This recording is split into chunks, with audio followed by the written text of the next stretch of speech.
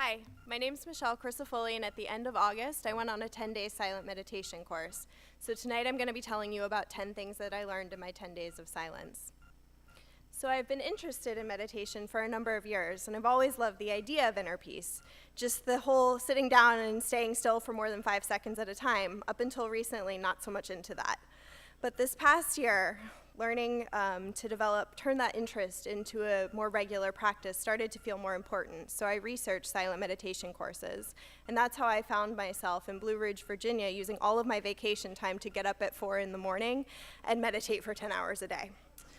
In addition to a strict schedule, I agreed to a few other rules. So no killing, including bugs, no lying, no scented toiletries, no dinner, reading, writing, or communicating with other meditators, and that was through talking, gestures, or even eye contact.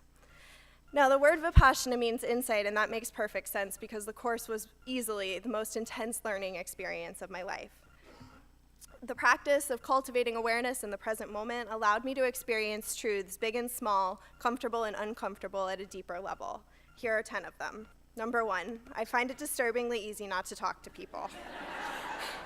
As a relatively social person and a psychologist in training, I thought it was going to be really hard not to talk for 10 days, but as it turns out, I kind of loved it. I had no idea how much energy I put into trying to appear witty, smart, whatever, until suddenly it didn't matter whether anybody liked me. I just had to be. But I also learned that I'm more likely to judge someone to whom I haven't spoken, and I've always kind of prided myself on being non-judgmental, so I was surprised to find that in those 10 days, I was making all sorts of assumptions about the people around me, and truth be told, a lot of them were not so nice. This really made me realize how much non-judgment depends on getting to hear and empathize with people's stories. And speaking of judgment, let's talk about body odor. I'm sorry, but unscented deodorant just doesn't do it. And one day I found myself wondering whether the girl next to me was even showering. Checking her out, my nose drew closer to my own armpit, and I was startled and humbled to realize that the source of the odor was not that neighbor of mine, it was me. I also had a friend who did Vipassana warn me to do a lot of core exercises in preparation, and I did, I swear I did. But my body is so used to sitting like I am on the left that trying to sit like the woman on the right for 10 hours a day brought on bouts of pretty serious back pain. That pain was just one of the challenges that helped me realize that challenging myself and abusing myself are not the same thing. So Brené Brown describes herself as a recovering perfectionist, and I really relate to that. For years, doing anything I wasn't immediately good at brought on a whole bunch of self-directed insults, and fending off that self-abuse eventually became so taxing that I learned to just avoid doing things that were hard for me. So choosing the challenge of Vipassana was progress, but what surprised me even more is that in those moments of intense pain and exhaustion, this unfamiliar voice emerged saying things like, I so get why you want to give up. Let's just stick with it for 5 more minutes, and if you want to stop after that, you totally can.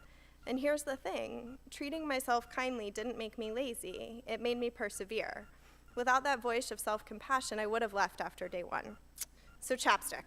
I've been putting it on multiple times a day since I had the motor coordination to do so. And what's in this picture are all of the chapsticks in my possession, in my apartment, my car, my purses, bags. How none of these made it into the course with me is baffling, but they didn't, and I panicked. Literally freaked out and thought about telling the course management that I left prescription medication in my car, and then I was like, oh, I agreed not to lie. My lips didn't fall off, but honestly, I never stopped missing it, and the urge to reach for it really didn't even get less frequent. What changed was how I related to that urge. And I was able to sort of observe and laugh at myself and just be like, wow, there I go again, you know? Funny how important such a small thing feels. Now, that same friend that advised me to do the core exercises also told me a bunch of other stuff about his experience. Apparently, after 3 days, he was waking up before the 4 a.m. bell, able to sit for an hour without moving, and just generally having this incredible experience. And the problem with knowing all of that is that I became really attached to the idea that it was going to be my experience as well, and it was not. For one thing, I definitely never woke up before the 4 o'clock bell, and let me tell you, my mornings became a lot more pleasant when I stopped being disappointed in myself for that. I also never hit a point where things got and stayed easy. I had moments where things felt really amazing, but they were really just moments.